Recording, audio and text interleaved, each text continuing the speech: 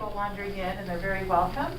But we have a lot to cover, and I don't want to waste any time. And most importantly, I want to make sure we have enough time so that your questions can be answered at the end. My name is Kate Kirsch. I am one of the co-owners of Higher Brand Cooperative. We're a worker co-op. And all of the workers in our co-op found each other in the food co-op movement. We all kind of worked together on different projects and had so much fun, we decided to do it full time. So we started our own co-op so we could all work together. Today, you're here for the Hiring Your GM presentation. And we're going to go through kind of what the whole process is for a startup to hire their first GM. So by the time you leave here, hopefully you'll understand the process, the timeline, and the budget you need to plan for. We'll have an overview of each stage of the GM hiring process, responsibilities for the board and the search committee in that process, and then identify the tools and the resources that are available to support you and help you make the best possible hire. And as I said, most importantly, we're going to make sure we have time to answer your questions. So when it comes to GM hiring, kind of what's going on out there? What's the latest? What's happening? If you've been in the co-op world, you probably know already that there's kind of a dearth of GMs. We're all looking for the perfect GM, and there's not a huge pool to draw from. I'm just going to shut the door. So you might want to use the door. Oh, it's a, oh, I can do it, sir. Oh, It's just you. going to lock me up. Oh, okay, thank you.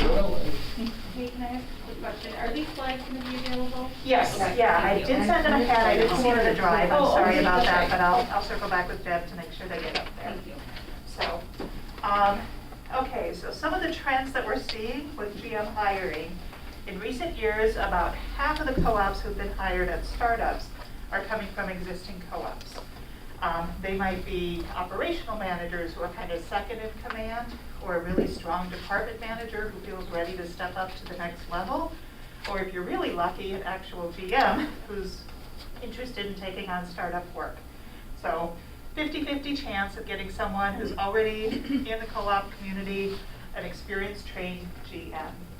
The other 50% are coming from either conventional grocery, so they have to learn all about food co-ops and the way we do things, or they're coming from other natural foods retailers.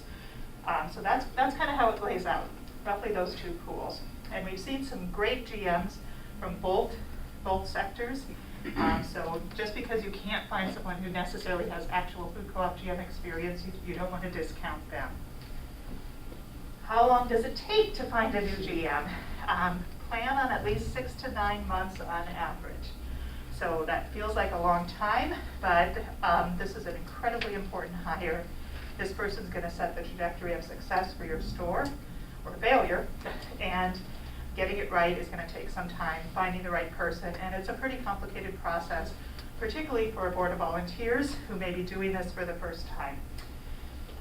Some co-ops have talked about, should we bring in an interim GM, someone who knows how to get the store open, and then once all that opening work of dealing with contractors and getting all the equipment and all of that is done, then we just bring in someone who can run the store. So that model has been tried in a few places. So far we haven't seen it work incredibly well, but there is some logic to the concept because it's a very different skill set to do all of that startup work. As you can imagine, having to manage construction and all the equipment and getting it set up and training your new staff and putting all the systems of a new store in place, as opposed to just kind of running an existing thing that's already up and going. So as you think about hiring your startup GM, be thinking about kind of those two different roles they're going to be playing, getting the store open and then running operations after it's open. Just to make it interesting, we have a lot of GMs who are retiring right now. So there's, we're losing some of the talent in the labor pool. If you think about the kind of the food co-op movement, a lot of co-ops had their heydays in the 70s and 80s. People who came into management then are kind of aging out, stepping out of the workforce. And we don't have like a co-op GM university or training program that we can send people to have a whole talent pool of new people up and coming. So we're also seeing that a lot of co-ops are seeing really high GM turnover, and particularly for startups. In the last couple years, startup food co-op GMs. I think we did a survey of like 2 years ago, and of the co-ops that opened in like the last 5 years, I think there were 13 of them or so, only one of them had their startup GM a year after opening. So it's a tough position, it's hard work, finding the right person who has the capacity to do it and the stamina to push through getting the co-op open and then stay there and run it. Is kind of a gem. All right, even more interesting things, the skills and experience that your GM needs are becoming more complex as the natural food industry gets more competitive. So back in the day when co-ops were the natural food resource, right? Everybody came to us because we were the only ones doing natural food.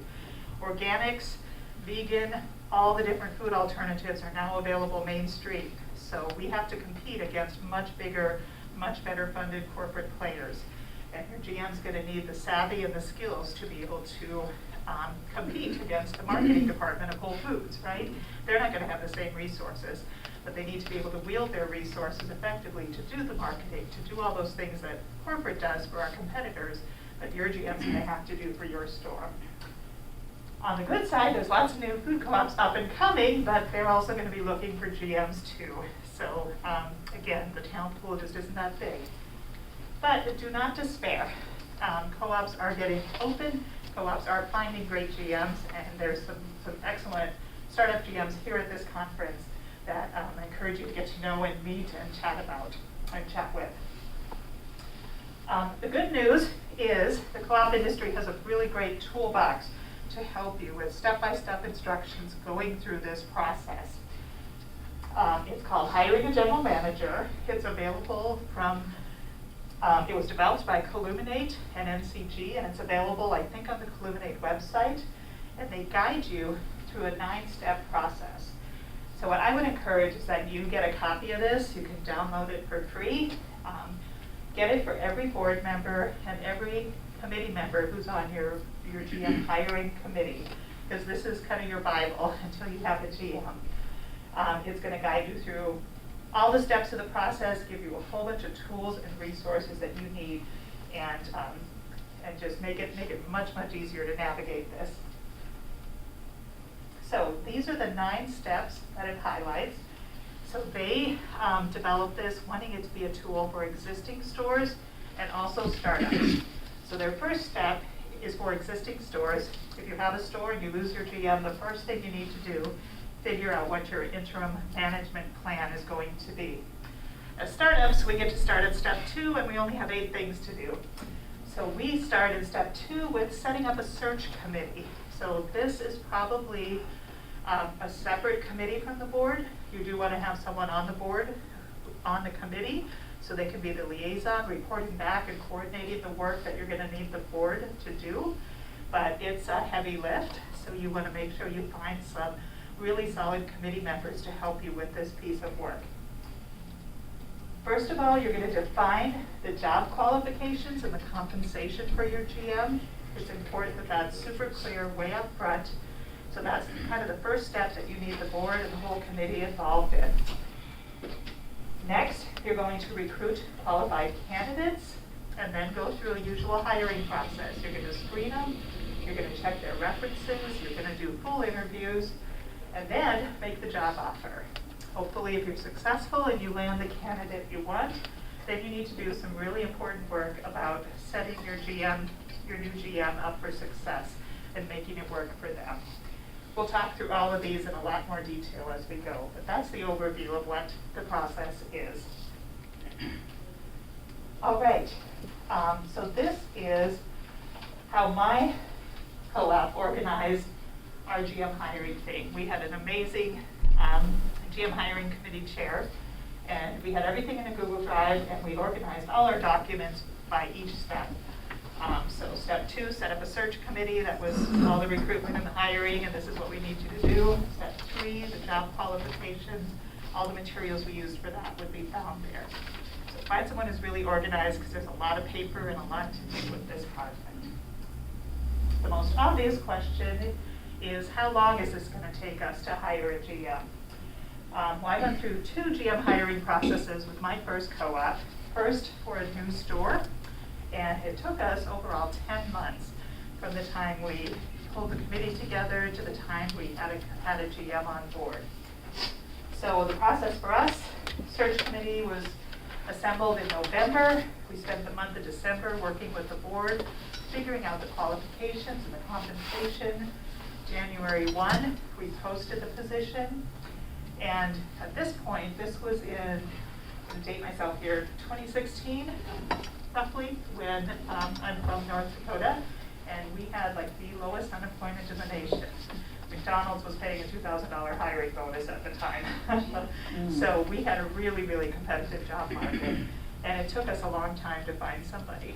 Also, North Dakota, not a lot of people top of their list for places to move. So we had to do a much better job of reaching out beyond our local area. So it took us about 6 months till we had any great candidates that we felt were qualified. We did the interviews in July, made the job offer in August, and the GM started in September. So 10 months. I told you average 6 to 9, kind of depends on the situation you're in. Unfortunately, about 6 months later, or 6 months after opening, we lost our startup GM, so we had to hire another GM, and that process also took 10 months. Again, GM gave their notice early December, pulled together the search committee, got interim management in place, posted the position in January, and rinse and repeat. Again, still Fargo. So it took us several months to find qualified candidates, and then our GM started again in September. So those were just an example of how it worked for my co-op. So that's how long. Next obvious question, how much is this going to cost us? What do we need to budget for and plan for? So this chart shows what we proposed at the beginning for our budget when we hired our first GM. And again, these are 2016 numbers, so given the costs of everything are rising, some of your costs might be up here. But we thought about advertising costs, getting some consulting help, if we needed to do background checks on a couple people, travel costs, assuming candidates might be coming from outside the area, and then a 10% contingency is just always a good idea. So that's what we were thinking, maybe $8,500 or so for this project. We did have really, really good committee members to kind of carry the load. So we didn't budget too heavily for consultants or have to pay anybody to do anything. I will take questions at the end, thank you, but please remember it. In reality, this is what happened. The first hire that we did, we ended up hiring someone from the local area.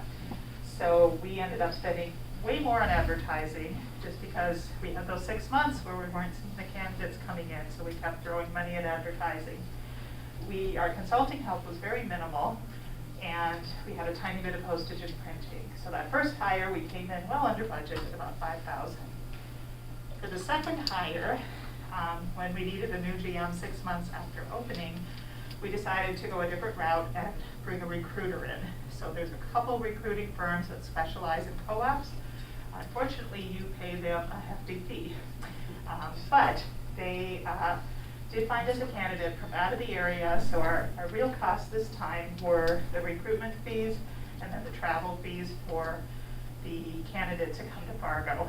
And we brought the candidate and their spouse, and we knew we needed to do a really good sales job on Fargo.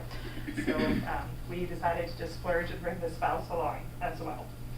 So that's a rough idea of your timeline you should plan for and what you should be budgeting for with your GM hiring. Next question, who does what? What's the committee doing? What's my job as a board member? What other help do we need? Who else is part of the process? So first of all, the board responsibilities. So as board members, you're in charge of setting up that search committee. These are the people who are going to kind of do the heavy lifting and do the work of hiring your GM. You want to give them a budget and get that approved so they have the resources they need to do their job well. The board is, and this is probably the most important thing, they're the ones who are responsible for determining the qualifications that your GM is going to need. They'll be approving the compensation package, figuring out how much can we actually pay this person. And it's important that that's clear at the beginning as well, because there's going to be a number on your pro forma that says this is your GM budget. They're going to be your most expensive employee. They're going to be the first one you hire. And knowing what that number is going to be is really important, or knowing what your range is. The board will participate in finalist interviews. Your hiring committee will go through the preliminary screening.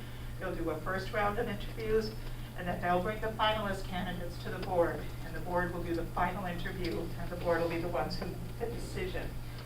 And then it'll be up to the board to create the onboarding process to set their GM up for success.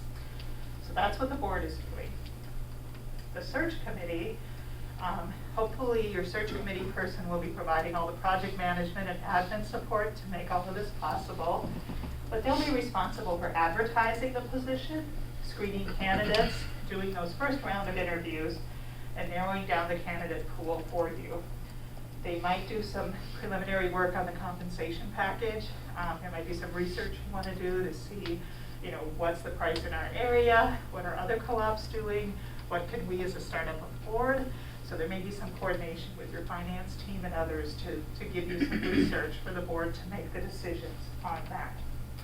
They'll be communicating with the applicants, which is honestly one of the most important things. When we were moving in such a competitive work environment, people would submit applications and get job offers within hours. So we had to be agile and move really, really quickly when we got applications in. And they'll also be communicating with the board. As I said, there's a lot of coordination and liaison work that needs to happen between this committee and the board. The board's always going to want to be updated and have information about how the hiring process is going. So having great communication channels will be important. The committee chair, as I said, you want someone really organized, making sure they have enough capacity to keep up with the work and the pace that it goes on. And for the whole committee, when the right candidate shows up, you want to be able to respond quickly, so being able to have the flexibility to set up interviews, and just have great communication and give your potential next GM a great experience with your co-op from the moment they submit their application. Additional support that is available or that you might need or want to consider, depending on the skills and abilities of your board and your team. As I said, there is a professional recruitment group that works in the food co-op industry called Carlisle Group. And if you decide, we just don't have the capacity to do this all, we just want to leave it to the pros to go do all the heavy lifting, that's an option for you. There's support and tools for defining your GM qualifications and guiding the board through the process, like the toolkit I just told you about. There's recommendations available on the recruiting resources and help for developing really impactful recruitment advertising. Additional support might also be needed in developing your interview questions and preparing the matrices that you're going to use to assess your candidate against the qualifications that you've determined your GM needs. And then the committee chair may need support with project management just to keep processes on track and to keep meetings effective. Tools, templates, and resources are all available at both FCI has some, and then NCG and Illuminate. And then the last piece you might need, you're running a hiring process here, so you need to pay attention to employment law, and you may need legal help with putting together their work contract or other pieces of this, depending on your state laws and your committee or your board's familiarity with all that. All right, so that was kind of step 2, getting everything set up, who's doing what, getting ready for it. Step 3 to 7 then, this is really about finding your GM. Step 3 is the qualifications and the compensation. As part of the GM hiring toolkit, there's a whole section of a GM success profile. Some of the team from Illuminate, with input from NCG and others, have developed a very comprehensive matrix of what are the competencies your GM needs to have, what skills, what experiences should they have, what personal attributes, and then as you look at all the different things that different GMs bring to the table, you as a board and a startup committee will need to determine what is the GM that we need to bring to our co-op. Now, it's going to be a little bit different for every co-op based on your vision and your mission and what's important to you as a co-op. And it feels kind of overwhelming sometimes when you haven't opened the co-op yet. You don't really know what the job is, so how do you determine their qualifications and what does your GM need to be able to do? So this is one area where getting some additional help can be useful, but I will say the tools that have been developed are very comprehensive. They kind of explain every category, breaking it down into soft skills and hard skills, and they do make it pretty easy for a co-op to kind of go through and understand, you know, what does our GM need to be able to do, what's important to us as the boss of the GM, what are the things that we need. So, as I said, that qualifications matrix is those skills, experience, attributes. The board as a whole needs to go through a process to come to clear alignment on qualifications that your GM needs. Because based on what you agree upon, that's going to form the basis of your whole hiring process. That's how you'll recruit. That's how you'll advertise and screen the applicants. And also, when you sit down to do your final interview, you'll be using those same qualifications and criteria in your interview process to evaluate the candidate. So you don't want to miss putting the time in, building consensus and alignment on that at the beginning, and then get to the end of the interview process and say, you know what, this person doesn't match any of our criteria, but I really like them, so let's just hire them, right? You need to evaluate everyone consistently using the same set of criteria. So putting that time in at the beginning is super important. What is stakeholders referred to in that? At the bottom on the left? Yep, so stakeholders, so we want all stakeholders to complete the assessment, review the results, and come to agreement. Stakeholders at this point would be the board, and then anybody else that the board member feels they would like to have input from. So it could be a committee chair. Perhaps you have a professional recruiter working on your, or someone with recruitment experience working on your search committee. They might give some input into what the position needs or things like that. But typically it's the board members who complete the assessment based on what they understand as representatives of their co-op, the needs for the co-op will be. And again, the time invested at the beginning to think through all of this and get this right is super important. And then from those qualification priorities, you develop your GM job description. And again, heaps of examples and templates and actual job descriptions you can adapt are in that toolbox. So this is an example of the qualifications priority worksheet. So what you'll do is you'll look at all the different, in this case it's competencies, and each board member will go through and rate how important this particular aspect is for the GM that they think they need to hire. In our case, we had 7 board members complete this profile. We scored their responses, added up the totals, and then showed them, hey, you guys, you have a lot of strong alignment. Everybody agrees that this is important. But, you know, this particular aspect, you were really divided on. Some of you thought it was important, some of you didn't. Let's talk about that. Where do we land as a group? So going through that and it's actually an important process to build alignment for the board on who the GM is going to be. On the compensation side, there's a lot of things to consider. The first, of course, is as a startup GM, what are you going to be able to afford? So you're going to need some input from finance and the people working on your pro forma on where your GM compensation can land. You'll also want to be looking at what people in the market are paying locally, what other food co-ops are paying, and then you can use online tools like Glassdoor or others just to get a sense of what's happening regionally or nationally. So you can look at all those different tools, but ultimately for startups, we're often limited by the pro forma budget and what we can afford. The next step is to recruit qualified candidates. Now, as I said, roughly half the time our startups are finding their GMs at another co-op. So getting the word out to other co-ops, knowing who's who in co-ops in your region, who's kind of moving into new levels of leadership and management, who's up for a change, those can all be important. Natural food competitors. The first GM we hired in my co-op was from Whole Foods. They had a background working in small format, large volume stores and seemed like a really good fit. They didn't know co-ops though, so we had some training to do there.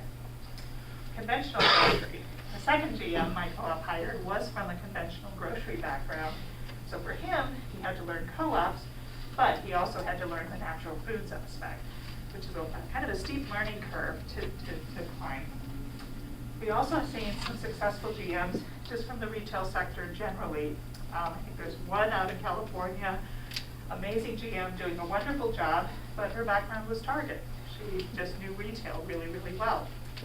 I've stepped in a few times as an interim GM, and the first time I did, it was with great trepidation because my only retail training was at Starbucks. But it turns out an awful lot of that translates, being able to understand all the financials, customer service, the way you utilize your team and labor planning. So those things all flow together. So keep an open mind when you see people from, may not necessarily have grocery or grocery or food co-op experience. Be willing to keep an open mind, again, just because there's not a lot of GMs out there. Then it comes time to advertise. This is an example of the ad that we did. Lots of places you can advertise and get the word out. So your co-op website and owners, this is probably the biggest place where I would start. And in fact, the co-op where I'm IGMing, this is how they found their new GM. They got the word out, reaching out to influential people in the community saying, we need a great candidate, who do we know? And it turns out multiple people contacted the eventual GM on the same day saying, you need to apply for this, we need you here. And multiple people doing that on the same day made quite an impression on them. They applied and they ended up getting the job. So use your owners, use your existing website to get the word out about hiring. Of course, social media world, so LinkedIn. If you have someone with recruiter level access on LinkedIn, or you want to splurge and spend a bit of money to get that recruiter level access for a few months, that might be a good investment if you have someone with capacity and knowledge about how to use that. If you get that recruiter level access, you can see a lot more people and you can reach out to them through LinkedIn. So explore that, potentially if you have the right person to utilize it as a tool. Social media, of course. At one point, Facebook had a big jobs board. I confess I haven't looked at it in the last year or so to know how effective it is, but keep your eye on whatever's going on in social media at the time you're doing this and see if there's a way to utilize that in your hiring process. Colluminate has a job board now. This used to live at National Cooperative Grocers Magazine, but since that's been dissolved, Colluminate does have a job board that I believe they launched last year, and that's kind of the place for co-op jobs. There's a couple other kind of career in grocery and good food jobs and things like that, so take a look at those. See what's in your region as well, or in your community. Like Indeed, and then conferences like Up and Coming and CCMA are also great places to network and meet other co-op people. And additionally, you might think about local advertising, depending on kind of your own community and what's available there and how effective your local media is in supporting that. So you're getting the word out there, you're telling everyone you need a GM, and hopefully you're getting some candidates. You're going to need to screen those candidates. Lots of people are going to apply who may not have the necessary qualifications, or for whatever reason might not be a good fit for the job. So the job of the hiring committee is to kind of review all the resumes as they come in, and then screen any candidates that seem viable by doing an initial phone call or phone screen with them. Once you have a candidate that kind of passes through that first screening level, a subset of the hiring committee will do an initial interview with them. So first interview, hiring committee members, they'll be kind of assessing and checking the alignment with the GM that you're looking for. And then the committee's job will be to recommend candidates to the board for a final interview. So again, the hiring committee is not the one making the decisions. They're doing the screening and the pre-work. It's actually the board's job to make the final decision about hiring the GM. You're going to want to check references. Of course, there's employment law issues here. There's a lot of details in the toolbox about this. And then make sure to get legal help if you have questions or just need to know. But at a high level, you're going to want to verify the information using the references that they provided, and then also other industry references and contacts you may know. You want to do a credit and a criminal background check. This person is getting the keys to your co-op, right? They're going to have the checkbook. They're going to have all the things. So you want to make sure that everything looks good there. The toolkit has forms and sample reference check questions, and then there's lots of different sources available to do kind of professional background checks as well. At that point, if you have a candidate move through all of that and you're ready to recommend them to the board as an interview or as a candidate to be interviewed, you want to prepare for that interview process very carefully. I always recommend giving the candidate as much information about the co-op as possible so they come to the interview informed and aware. And then you also want to think about the logistics of the interview. Keep in mind, they're coming to interview for the job, but you're kind of being interviewed as their bosses as well. So it's a two-way process. It's kind of like dating, right? You know, they're checking you out, you're checking them out. So think about how you as a board are coming across to that interviewee. Are you being the kind of boss that they're going to want to work for? We put together a pretty comprehensive package. This was for the second GM that we hired, who was not from the co-op industry and not from the natural food industry. And we were an established store at this point. And the cover page of this book that we sent them before their final interview included, I know it's hard to read here, it'll be more legible in the slides, introduction to food co-ops. We started with the basics and you know, just help them understand what was different about a food co-op. They had a conventional grocery background. We talked about, basically we gave them our pitch packet from the Capital campaign explaining what our co-op is all about. We talked about the social impact, which was an important part of the program we were doing at our co-op. And then we also had an important aspect was the rural economic impact that our co-op was going to have. Talked them through our owner growth and our local food goals. Next, we talked about our structure and our governance so they'd understand the way that we worked as a board. Then we led them through the business planning and the financials. They got our full business plan with all of our market studies. They got our weekly sales reports from the 6 months that we've been open. All our financial reports, our pro formas, all that information, because your GM is going to be responsible for implementing all of that. So making sure they've seen it and understand what they need to do and understand the task they're taking on is important. And then we had, in our store, we were trying to grow sales pretty rapidly. We had an existing marketing plan that was working well, but we needed the GM to carry it forward. So making sure they understood that piece as well was part of our package. Next, we were recruiting someone from out of the area. So we had like a 3-day itinerary for them. Again, I know it's hard to read here, but basically, we were recruiting someone from the south to move to North Dakota. So we kind of pulled out all the stops.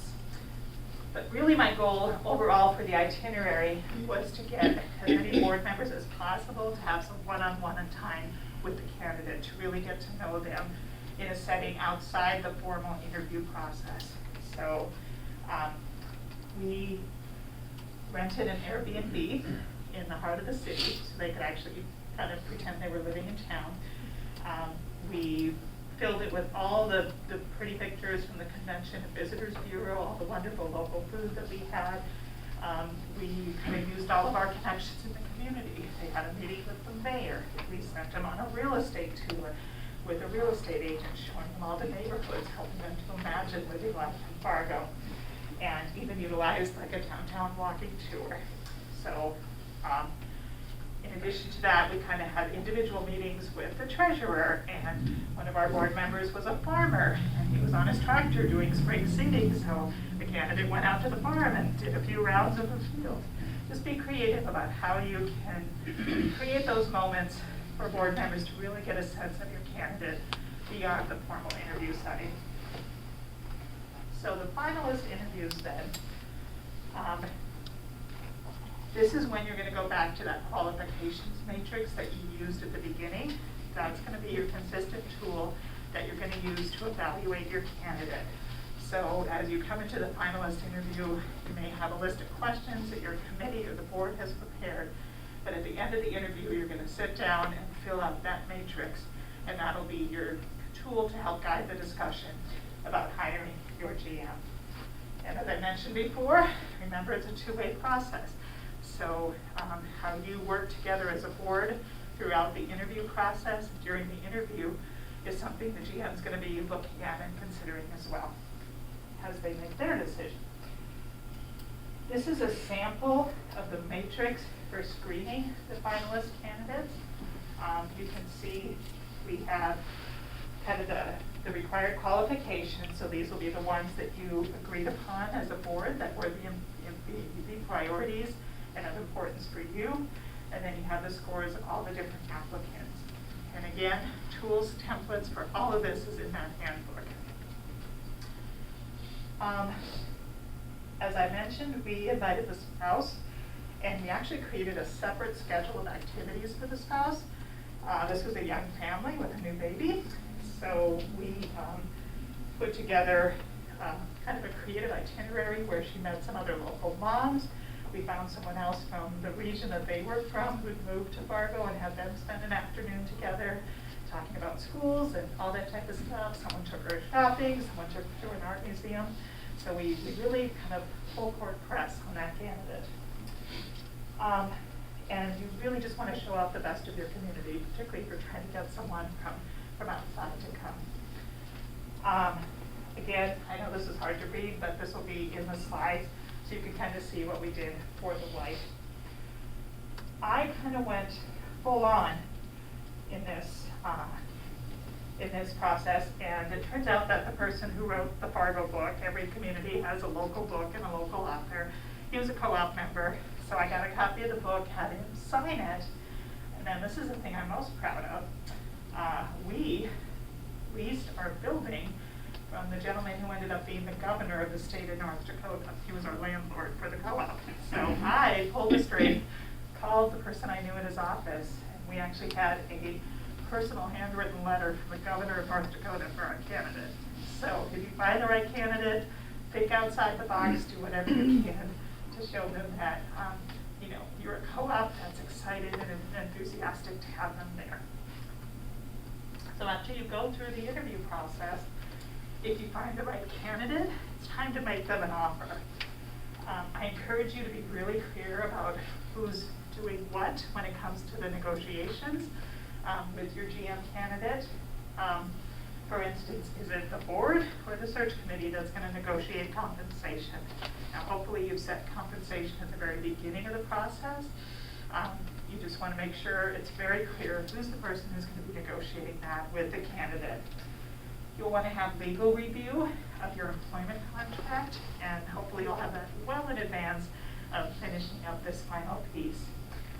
You also want to communicate with all the finalists. If you have multiple candidates, if you're lucky enough to have multiple great candidates to choose from, when you make your decision, you just want to make sure to let everybody know so that they can just plan and make their own decisions based on whatever you're deciding to do. And then this is a hiring process. It is an employment process as well, so you do want to make sure you're keeping the proper documentation and archiving it all. Hopefully you won't have to use this for a very, very long time, but if you do happen to hire another GM in the future, having a great process in all of your systems and documentation archive. It will be a great gift to the next people who have to make that hire. The next piece, of course, is making it all work.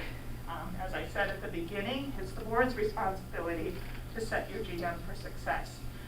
In a startup co-op, the board has been working so long and so hard, and sometimes when the GM shows up, you just kind of want to throw the keys to the store, give them a pro forma, and kind of, thank heavens you're here, and leave them to sink or swim. I totally know the temptation to do that, but don't. Be thoughtful about how you're going to set your GM up for success and have a plan to do that. Even the most qualified, wonderful GM cannot do everything. It's a big job, particularly for a startup co-op.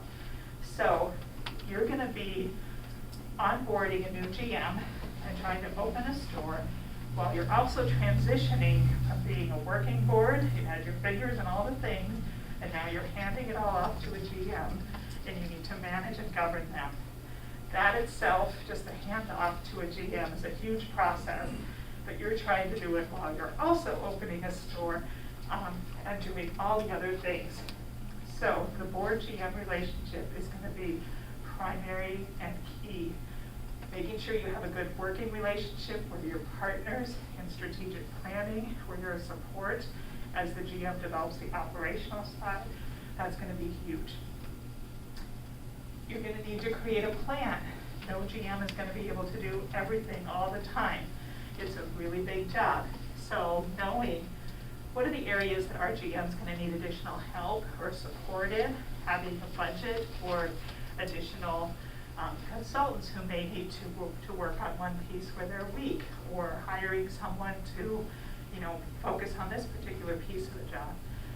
Having a plan for that and making sure your GM knows what their limitations and capacities are and where they're going to need help is super important. The good news is JQ and I started a leadership transition handbook a couple of years ago.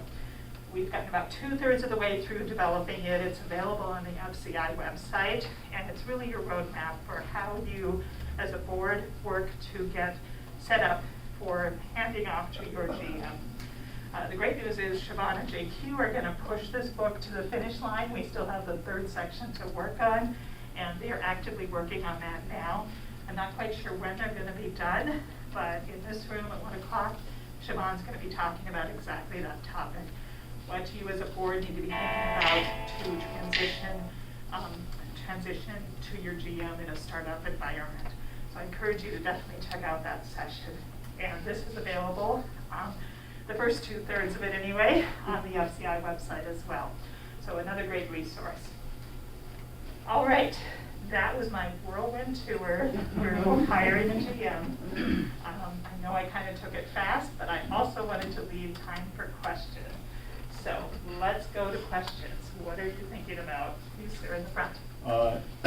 You had stated, the different competencies that you were looking for in a GM.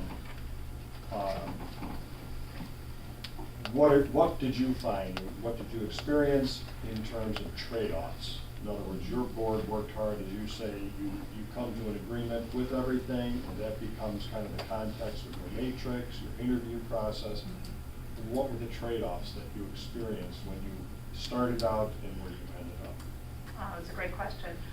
I believe our board had a lot of alignment, which is interesting as well, right? When everybody's kind of thinking the same thing, you kind of wonder about that a little bit sometimes because we want to see some diversity of opinion. I think the challenge for startup boards is that you don't actually know the job, right? You're hiring someone to do a job that you yourselves don't fully know or understand, and your store isn't even open yet, right? So it does get to be very challenging. I think the trade-offs are, it really comes down to, at that point, the mission and the vision of your co-op. If you're a co-op that's opening Center City and is just about food access, like there's no grocery store here, we just need a grocery store. That's kind of a different set of skills than if you're in a suburban community that's absolutely focused on local and natural foods. So how that might translate into the skills and competencies might be community organizing or connection in the community versus extensive natural food product knowledge, things like that. So I think the best startup boards can do is to have a very clear sense of what their store is going to be and how it's going to be developed. Because ultimately, you guys have now spent months and years pouring your heart and soul into creating a vision for this thing, and it's up to your GM to operationalize it. So what are those skills that most closely align with actually producing the vision that you've developed? If you sit down with the competencies and the skills, you'll kind of get a sense of that. They do, like I said, a really great job of explaining them and kind of giving examples of what it means, as well as ranking them in things like soft skills and hard skills. Like they need to be able to read a financial, right? And having effective communication and interpersonal skills, right? Different examples of really hard skills and soft skills. Does that kind of answer the question? Yeah, it really does. Let me add something to it Okay. then. I have heard many times people saying, the one trade-off you don't want. You want somebody with co-op background experience. And, they don't have that. And then, the next time you hear it, it's like, if you go with that philosophy, you're going to lose a lot of good prospects. Right. So when the board, as you say, your board came up and they were fairly well aligned with what they knew they wanted, Yeah. could a major trade-off be?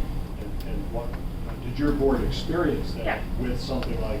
Yes. Because you said you had two different types of hires.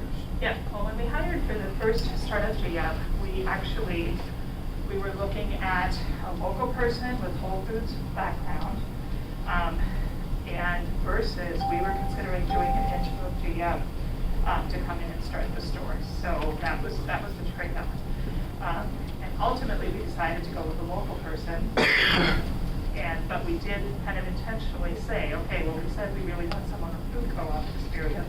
This person doesn't have that. The board had a discussion about, okay, we're shifting here. Let's be intentional about that. Let's call that out and make sure it sits well with all of us. And then also, what is this GM going to need? So what we ended up doing was kind of brilliant as I think about it. We hired the interim GM candidate as a coach for the GM that we hired, right? So they don't know anything about food co-ops. They're going to need someone to coach and help them understand it.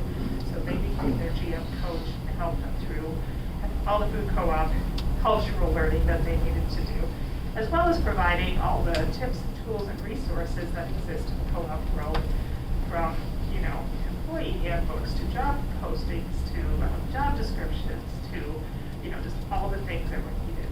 So if you make those trade-offs, you can do those, be intentional and explicit about it, saying, hey, we wanted this candidate does this, are we okay with this?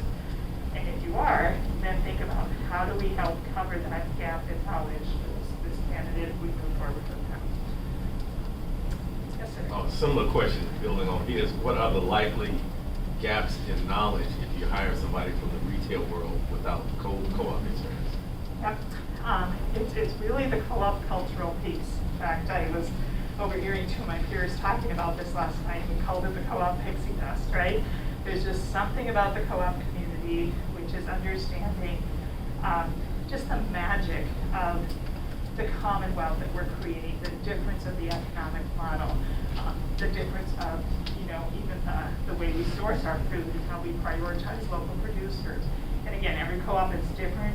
You have different priorities for your community, but just being able to understand that we're doing something different here. This isn't just a retail operation.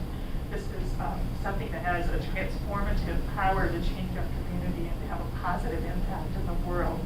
Because this co-op exists, amazing things are going to flow and go out into the community if this co-op is successful. So just kind of understanding that aspirational leadership part of it, being able to internalize that and operationalize it. It's not just running another grocery store, right? We're doing something bigger and more meaningful and more important. And finding the person who can have the operational skills to run the grocery store, but also bring in that piece in terms of how they train their staff, all those types of things. So it's like I said, the GM of a co-op is a very big role. So Okay, I'm gonna do the gentleman in the back, because he put his hand up early on, and then we'll come up here. Go ahead, sir. So our co-op is a little bit different as we've been open for a year now, and we had a GM for the first about 6 or 7 months of the process. We've been without one for 3 months. We've been working with an interim GM through Calumine, Okay. and he's done a great job turning around the store. So right now we're looking for our new GM replacement, and I'm asking, as a worker, how important do you think it is to clue in the workers on the ground floor who actually work with the GM on a day-to-day basis, not just the board? How important is it to clue them into the process, since I'm going to be the one actually interacting with them every day? Yeah, well, I think it's important that they have a voice and a role. It kind of depends on the co-op and the way you're structured.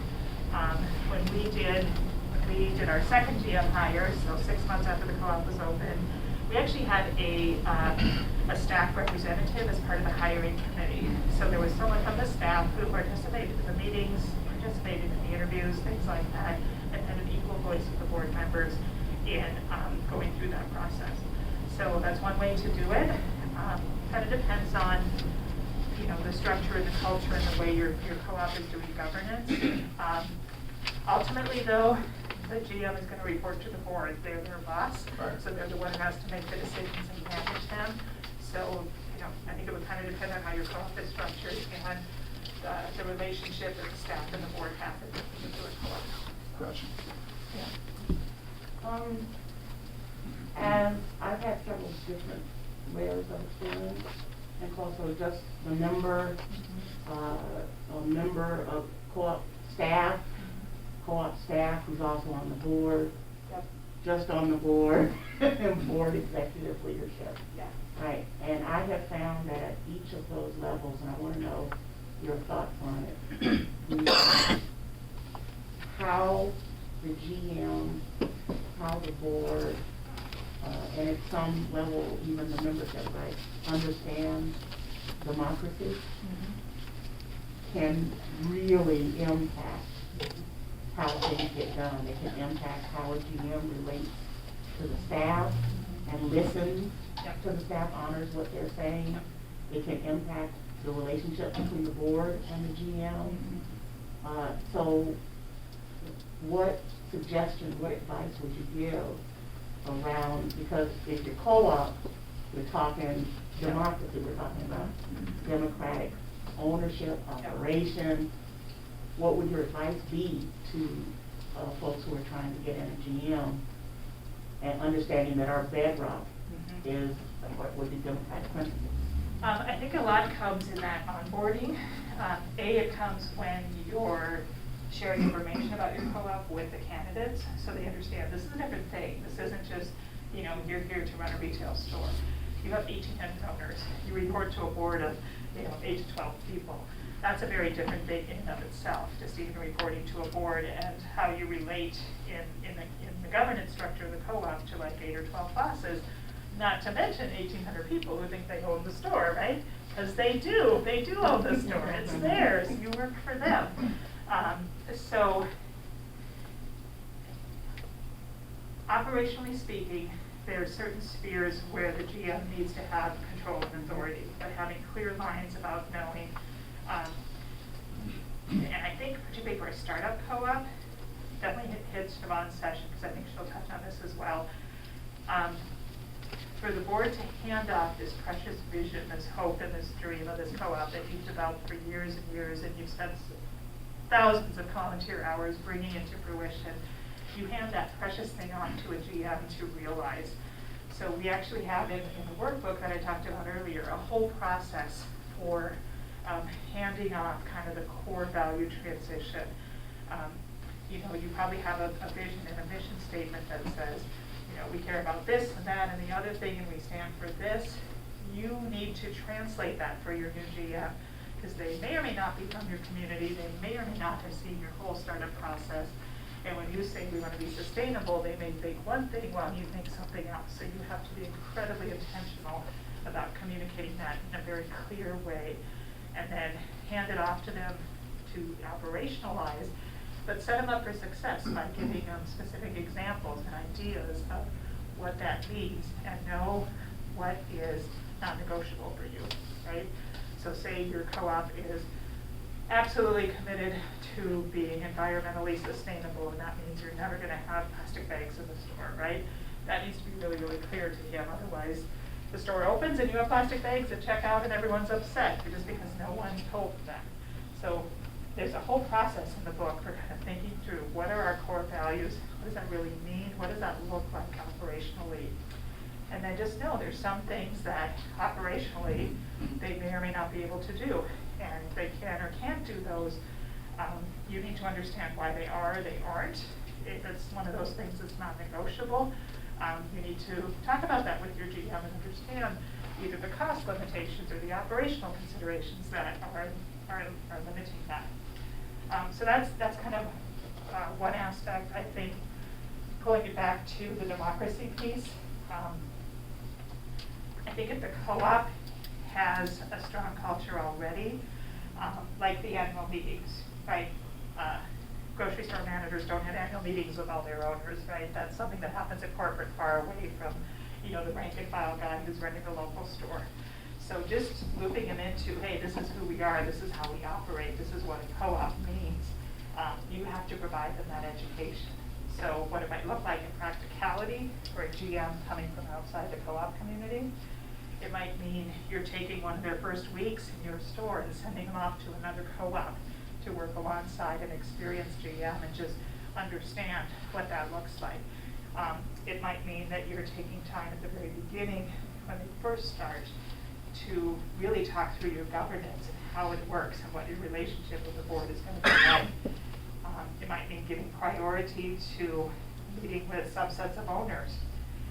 Some people even do that as part of the interview process in kind of a small scale. So lots of different ways it can happen. Okay, you're done, and then you.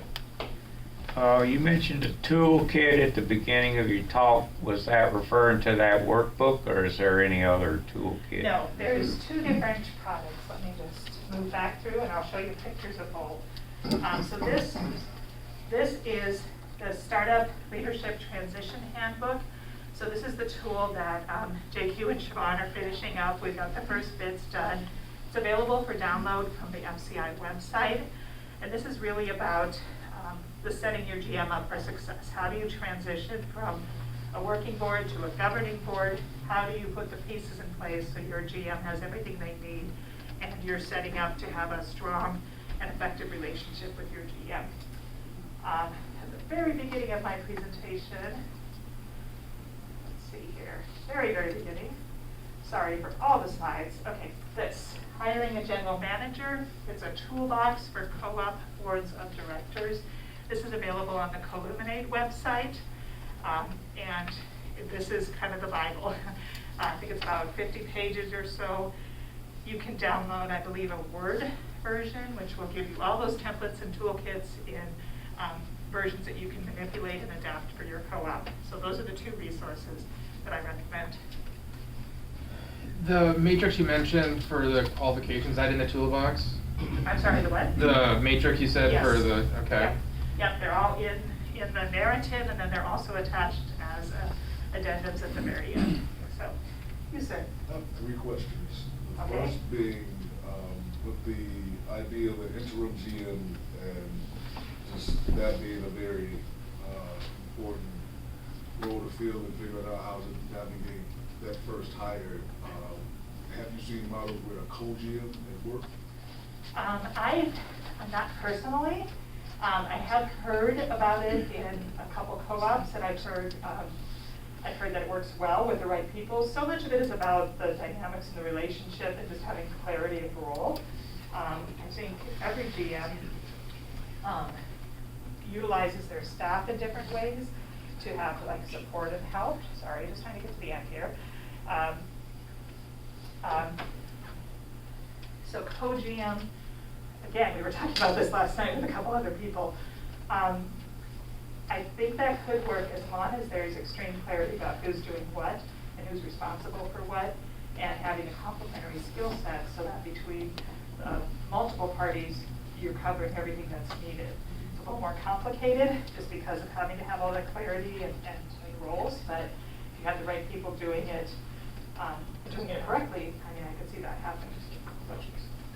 The Second question, Glassdoor doesn't have many comps on co-op specific general managers. Is there a place that you can find that information other than research? I believe Colliminate did some research about this. I'm not sure if or how the results are available to startups. You would need to check with them on that. But I believe at one point in the last year or two, they were doing some surveying, just asking co-ops to submit their data. So, I mean, really the equivalents you'd have to find in the kind of conventional world would just be grocery store manager. But honestly, it's a pale comparison because, you know, grocery store managers are just concerned about the unit economics of their store. They have corporate for HR, they have corporate for marketing and advertising, and corporate to call for all kinds of other things. For GM of a co-op, all of that falls on you. You're responsible for the operation of your store and hitting those sales numbers and margin and labor and shrink, plus creating this strategic vision, creating a welcoming place, you know, doing all the extra stuff that our co-ops want to do in the community, events, all those types of things, plus the marketing that, you know, we need to be able to market effectively to compete against corporates who have all those resources. So it's a big job. I should also say I've been doing an IGM role for the last 4 months and I'm extremely tired. So I have newfound appreciation for everything GMs do. Last question is, do you have any resources or thoughts on, I guess, supports that would be needed, be it legal or otherwise, if workers were deciding about unionizing within the South Co-op?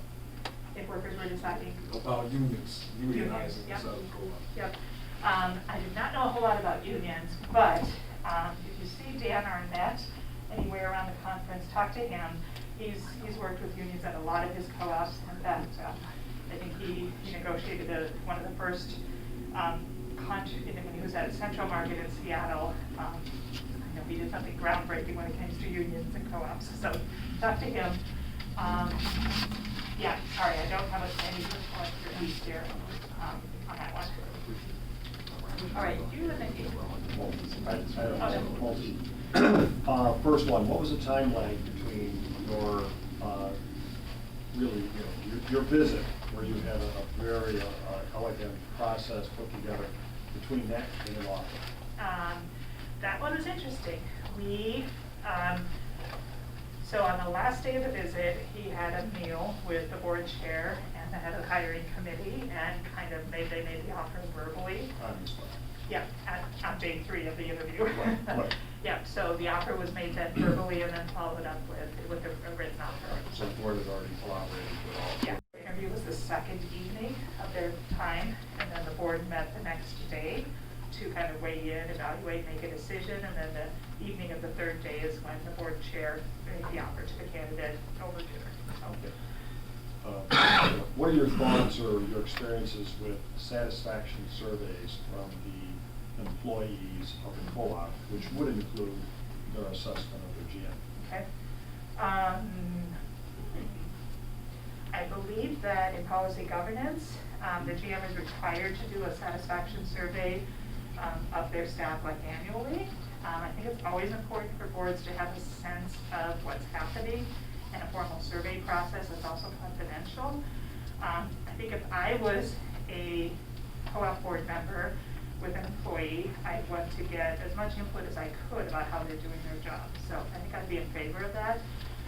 Just making sure that, the survey process is run with transparent, and, the GM knows about it, the employees know about it, and that it's, just a professionally done survey that's, is done well. So. That was actually a good segue into governance, because governance, did you tweak, modify, or do anything different with your governance, or was it pretty stable, solid, the board's in unison? Yeah. Governance was the area where my co-op really struggled. So we adopted policy governance about 6 months before we hired the GM. So we theoretically had this policy governance framework, but the board didn't fully understand it and didn't utilize it. So the GM never reported according to the criteria. And in our case, we opened significantly under sales. The GM was not pivoting to do what they needed to do to control labor, because sales were way less than we needed. And as you all know, labor is the single biggest cost that you have in a co-op, so that needs to be tightly controlled to align with the sales volume. And the board, all they understood, the policy governance, was that, you need to stay out of operations, right? Whereas if your co-op's in crisis, the board needs to intervene, and ultimately the board's going to be there at the end of the day. GMs might come and go, hopefully not, but they do.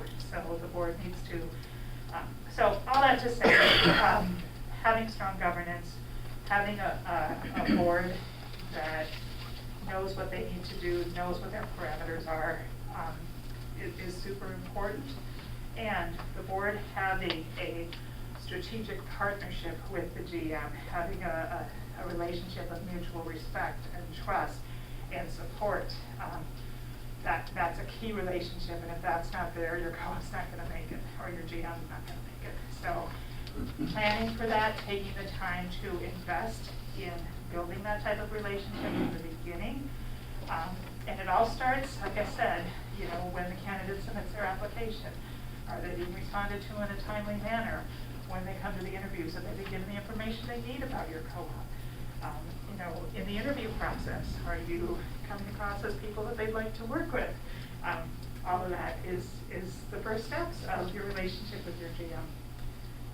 I think I saw a hand in the back. Was there? Yes, ma'am. I was just making a comment back on the general manager's salary request. So I did try to get the information from Illuminate, but since I'm a supporter of co-ops and I didn't have any information to give, I was not able to receive it. Okay, got it. Thank you for sharing that. No worries. In the back. Comment and a question. So back to the democracy piece and, understanding key roles. So I work in education. Something that my school district just went through was a matrices process of defining whose decision-making was what. Mm-hmm. So that could be a really helpful document that you could create so that there is that democratic decision-making and understanding that some decisions have to be made at the board level or the GM level so that everyone, comes together on that and understands and there's room in conversation while making that so it's agreed upon even who does what. Absolutely. So, because I think sometimes people don't even want the pressure of, making those decisions part of those conversations. So, and then my question is it smart or a terrible idea to have like a carrot at the end of the first year of a GM's employment? I'm hearing that it's pretty common for first GMs to peter out before a year's up. Should there be something in the benefits package that is maybe held on to for the first year, or a bonus at the end of the first year or something? Yes. Is that good or bad? Absolutely. You might not be able to give the base salary that your GM wants, so you can get creative with relocation bonuses. You can get creative with performance-based bonuses, things like that. And in the clothes grocery world, that's a big chunk of their annual compensation is the bonuses that they get for delivering the results. I think we actually, with the candidate that we had relocate from the south to North Dakota, we actually made their relocation bonus contingent on them staying for a certain period of time, right? So you could do that as well, like some type of, you might give some initial bonus at the beginning, but half of their bonus is paid out after they're there for a full year or 18 months or whatever time period. So don't be afraid to be creative when it comes to the compensation. And ultimately, when you run the numbers with your financial people, if they hit your sales numbers, if they're keeping their labor and their margin where they're supposed to be, they're going to earn every single bit of that bonus because your co-op's going to be doing great. So don't be stingy when it comes to bonuses or kind of creative options for incentivizing your GM to do great, or making sure that you find a great candidate, but their salary requirements just aren't in the realm of possibility. Do a little bit of creative thinking about what's possible, while being fiscally responsible, of course. So, okay, I think we have time for one more question. Anybody have one birdie question? Yes. So, general manager was one of the questions we were going to ask. Was this a short-term or long-term position? Ideally, in some instances, it could be short-term. Ideally, you're looking for the long-term person because transitioning is always disruptive. Any transition in your core store leadership is going to, it's going to impact your sales, it's going to impact operations, it's going to impact impact your employees and morale, even your owners, right? You know, if there's too much churn in your GMs, they're gonna be like, what's going on here, right? So ideally, you're always looking for the long-term candidate who's gonna, you know, be at your store for decades and be, you know, kind of be the heart and soul of your co-op. But it's always a long-term position. There are instances where the board decides, hey, the store manager is doing everything that the general manager is doing, do we need both? If that's the case, good on you for having that store manager. Yeah. I would love to see that. I'd love to meet them. I'd love to hire them. But that's not the norm. No. Typically, I mean, in small co-ops, you know, again, I just had been an GM in a small co-op for 4 months, and it's a great job. You know, I rely on every single one of my employees to do their work, and I actually needed to hire a few more to actually handle the volume of work. In larger co-ops, it's typically the general manager tends to be more kind of strategy high level, and they have an operations manager who's kind of doing all the operational stuff, running the store. I mean, obviously they're involved as well, but you know, for instance, in a big $20 million co-op, the GM's not going to be in the nitty-gritty of everything. They're going to be more of a CEO type level strategy, working with the board, doing projects, things like that, and they have a solid operational team under them. In a smaller co-op, you have to wear both hats. But I mean, so ideally you always hire for the long term. In reality, you know, people change, new opportunities come up. So you want to hire, you want to do the best thing possible for your co-op with the candidates that you have. And sometimes, honestly, that might mean taking someone who could give you 2 or 3 solid years and get the co-op to where it needs to be. And then you do this again and hope that the right leader comes along. All right, I think that's our time. I will be here all day today. I'm with Firebrand, so I'll be up at my table. My cards are on a few cards on the table there, but thank you all for coming. Enjoy the conference. Thank you.